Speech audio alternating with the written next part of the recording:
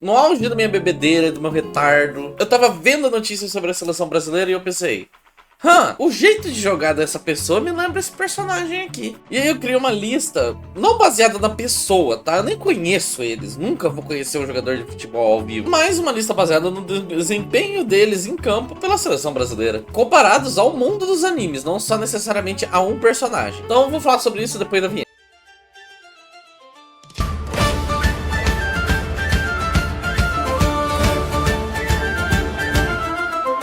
Primeiro, goleiro Alisson. A pessoa que eu achei que ele mais se parecia era com a Mahiru, de Meu Anjo de Vizinha Me Mima Demais. Se você não conhece ainda, tem vídeo aqui no canal falando desse anime. Eu espero, vai lá assistir, você não vai entender a piada.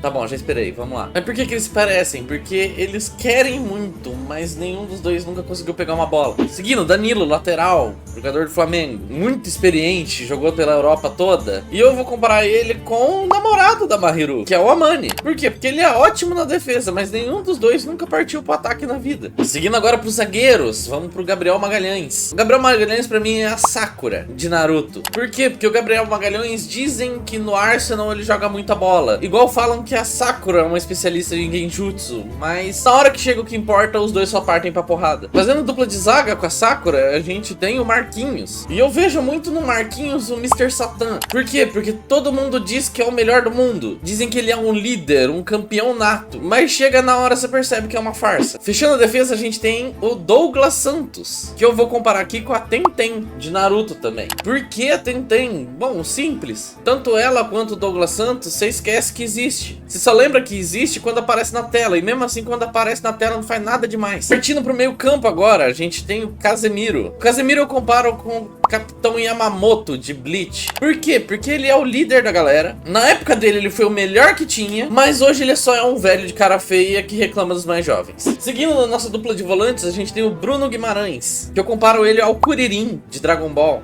Mas por quê? Porque o Bruno Guimarães é o melhor jogador do Newcastle. E o Kuririn é o humano mais forte de Dragon Ball. E sabe o que isso significa? Porra nenhuma. Pra fechar o meio de campo, a gente tem o Lucas Paquetá. Eu comparo muito ele a Tsunade de Naruto. Por quê? Porque era pra ele ser muito melhor se ele não tivesse problema com a aposta. Seguindo pro ataque agora, a gente tem Vini Jr. E eu comparo muito o Vini Jr. com o Seiya de Cavaleiro do Zodíaco. Por quê? Porque todo mundo considera o principal. Só que se você parar pra lembrar, nas 12 casas, o Seiya não derrotou nenhum Cavaleiro de Ouro. Assim como o Vini Jr. nunca foi decisivo num jogo importante pro Brasil. Ambos têm seus méritos, sim, só que na hora do importante não aconteceu. E fora isso, você jura que aconteceu isso. Você jura na sua memória que o Seiya derrotou um Cavaleiro de Ouro, assim como o Vini Jr. foi decisivo. Mas não, nunca rolou. E também, toda vez que você lembra de um, você automaticamente lembra da namorada dele. Na ponta direita nós temos o Rafinha. E eu não consegui pensar em ninguém melhor pra representar o Rafinha do que o Mineta de My Hero Academia. Por quê? Porque você não aguenta mais ver ele. Mas você assiste, por quê? Porque você acha que depois dele vai vir uma coisa melhor. E mesmo o Mineta e o Rafinha sendo um bosta, ele de alguma forma é respeitado. Por quê? Porque o Rafinha joga no Barcelona e na seleção brasileira. E o Mineta de alguma forma conseguiu entrar na UA.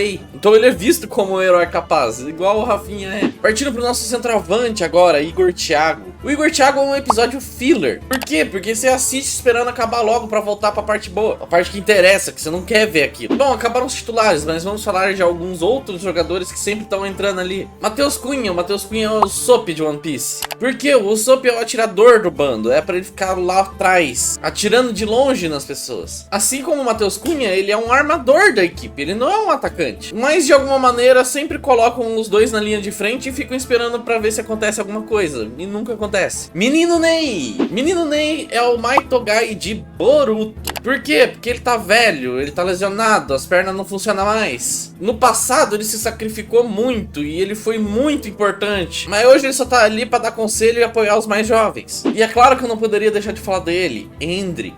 O Hendrick é o Neji de Naruto também. Por quê? Porque todo mundo olha pra ele e fala que ele é um gênio. Todo mundo tá louco querendo ver mais ele. Mas infelizmente tem um velho chato que manda em tudo e insiste em rebaixar ele por nada. E pra fechar tudo isso, vamos falar do técnico, o Ancelotti. O Ancelotti é o Danzo de Naruto. Por quê? Ele é respeitado por todo mundo. Todo mundo leva o que ele tem pra falar a sério. Mas no fundo ele só é um velho gaga, extremamente teimoso e que só tem ideia bosta e acaba estragando tudo. Mais uma vez, lembrando, eu exagerei nessa lista, tá? Ah, porque o fulano joga muito e não interessa. É pra ser engraçado, gente. Se você ficou ofendido com esse vídeo, por favor, pega o cabo da tua internet e corta. Você tá fazendo um bem pra todo mundo, não expondo a sua opinião pública nunca mais. E pra vocês que gostaram, por favor, se inscreve no canal, deixa o like aí embaixo e aguarde que vai vir muito mais conteúdos que nem esse. E um beijo no troféu da Copa do Mundo, que um dia a gente vai ser hexa. Provavelmente não nessa. Tchau!